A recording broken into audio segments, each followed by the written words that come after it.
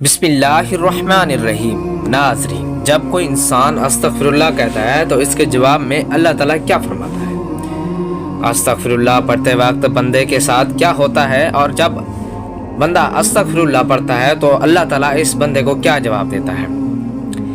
یہ سن کر حیران رہ جائیں گے۔ حضرت محمد صلی اللہ علیہ وآلہ وسلم نے فرمایا، خدا کی قسم میں دن میں 70 سے زیادہ مرتبہ اللہ تعالیٰ سے استغفار کرتا ہوں، اس کی بارگاہ میں توبہ کرتا ہوں۔ بہت سارے لوگ کی زبان پر استغفر اللہ استغفر اللہ استغفر اللہ کے الفاظ ہوا کرتے ہیں۔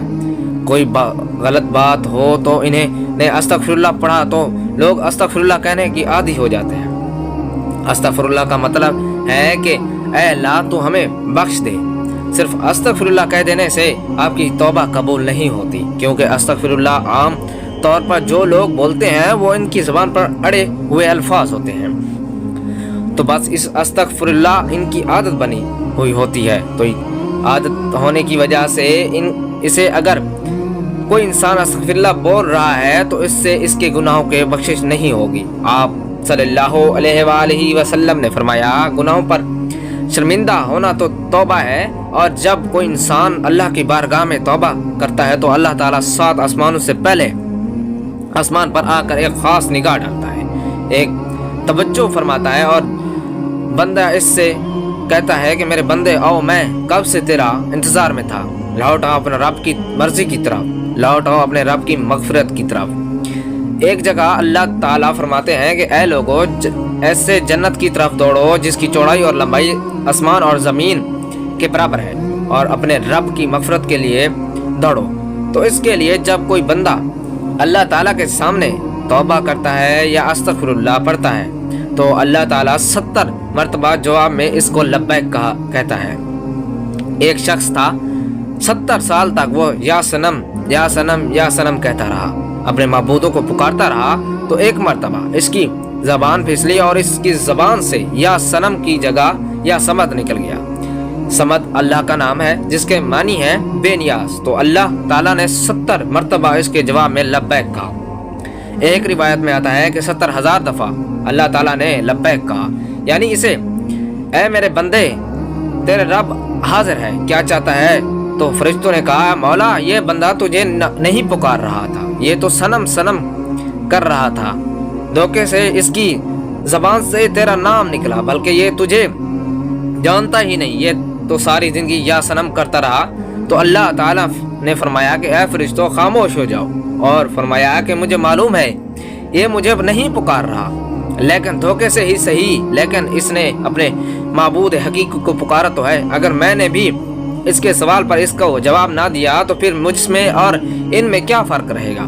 جس کو یہ 70 سال سے پکار رہا ہے، کوئی بندہ دھوکے سے بھی رب کو پکارتا ہے تو اللہ تعالیٰ اس کے لیے ثواب بھی لکھتا ہے اور اس کی طرف توجہ بھی ہوتا ہے۔ تو اگر ایسے کسی انسان کی زبان پر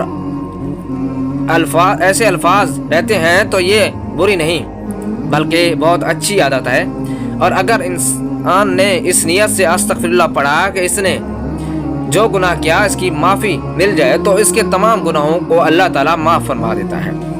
جو استغفار کو لازم کر لے، اللہ پاک اس کے تمام مشکلوں کو نے آسانی، ہر دم آزادی، اور اس سے وہاں سے روزی دے گا جہاں سے اس کا گمان بھی نہ ہوگا۔ استغفار سے دلوں کا زنگ دور ہو جاتا ہے اور اپنے گناہوں سے توبہ کرتا ہے تو اللہ کریم لکھنے والے فرشتوں کو اس کے گناہ بھلا دیتا ہے۔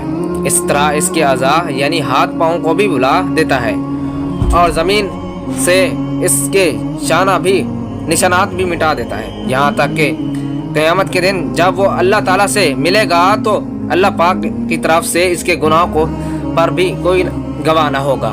حضرت سید حسن بصری رحمۃ اللہ علیہ کے پاس ایک شخص آیا اور اس نے خشک سالی کی شکایت کی۔ آپ رحمۃ اللہ علیہ نے اسے استغفار کرنے کا حکم دیا۔ دوسرا شخص آیا، اس نے تنگ دستی کی شکایت کی تو اسے بھی یہی حکم فرمایا۔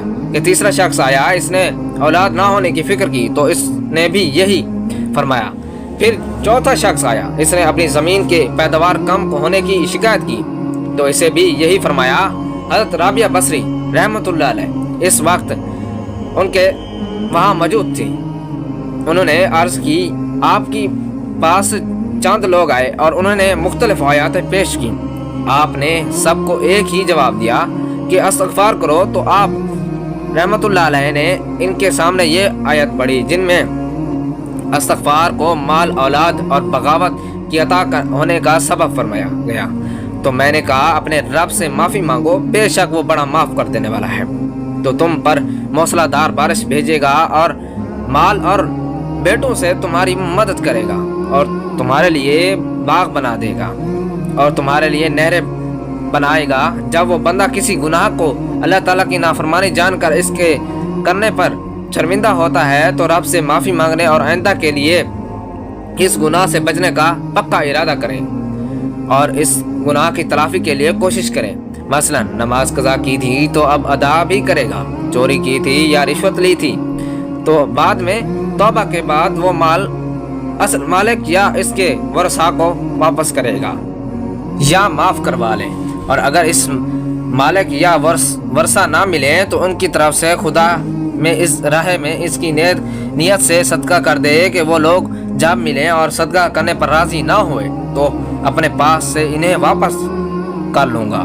तो अब इस्तग़फ़ार की तमाम तर अहमियत और फ़ज़ाइल के बावजूद बाद में शैतान के बहकावे में आकर तौबा इस्तग़फ़ार करने में टाल मटोल से काम लेते हैं।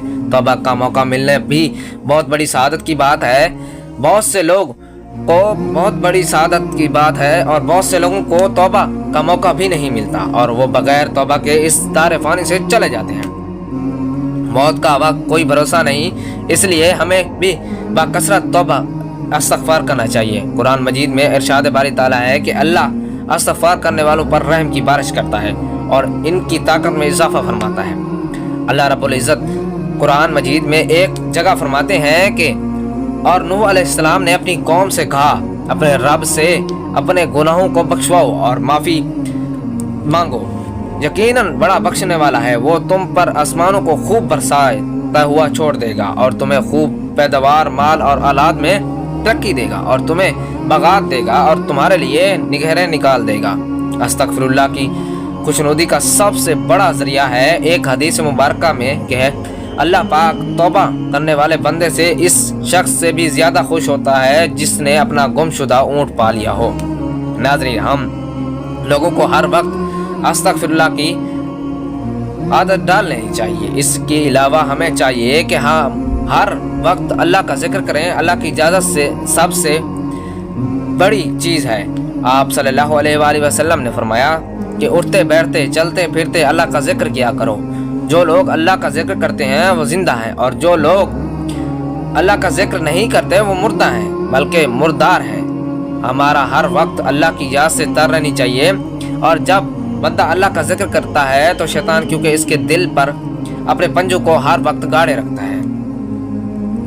जब बंदा अल्लाह का जिक्र करता है तो फिर वो अपने पंजों को हटा लेता है और जब वो बंदा जिक्र करना बंद कर देता है तो फिर अपने पंजों को बंदे के दिल पर रख लेता है। तो इसलिए हर वक्त हमें अल्लाह का जिक्र करना चाहिए, दरूद पाक की कसरत करनी चाहिए, अस्तग़फ़िरुल्लाह और हर जिक्र वाले अल्फाज को अपनी ज़बान पर रखना चाहिए। नाज़रीन, अल्लाह पाक से दुआ है कि अल्लाह पाक हमें गुनाहों से बचने और सच्ची तौबा करने की तौफीक अता फरमाए। मेरा सुनाना और आपका सुनना अपनी बारगाह इलाही में मकबूल फरमाए। आमीन या रब्बल आलमीन।